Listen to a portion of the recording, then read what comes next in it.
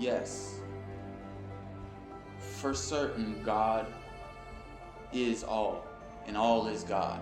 God exists as the intangible ingredient to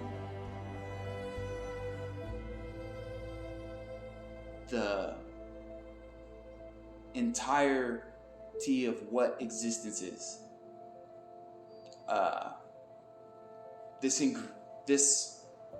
This intangible being, God, is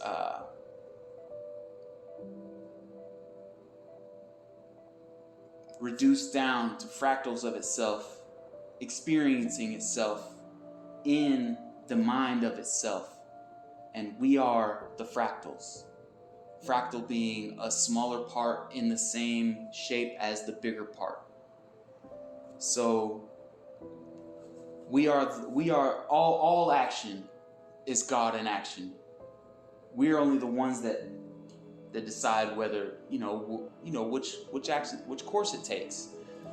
This is what is God in man. If man prays to God outside of himself, then his God is separate from him. It is the God within that sustains, and it is the God without that sustains. And so it's safe to say that God is all, and I am a part of all. So yes, certainly I am God. I mean, how does nature play into manifestation? Your nature and nature, they're the same thing.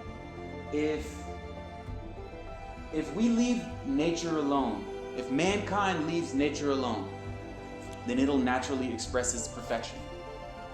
That is how you can confirm that righteousness is here. If you leave man alone, he will naturally express his need for this perfection, which is the want to receive, either for the self or for his fellow. Everything that exists is only a will to receive. Things that exist with very little will to receive exist as the foundation for the things that have a greater will to receive. The plant has a greater will to receive than the rock, so he exists on the rock and grows from the rock.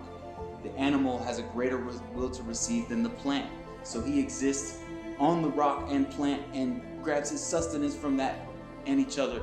And the man has the most will to receive out of all of us, out of all of them. So thus giving him dominion over all things. And it's only the lack of understanding of that dominion that creates the separation between us and nature. Nature being righteousness and perfection, us being the will to seek and understand that perfection.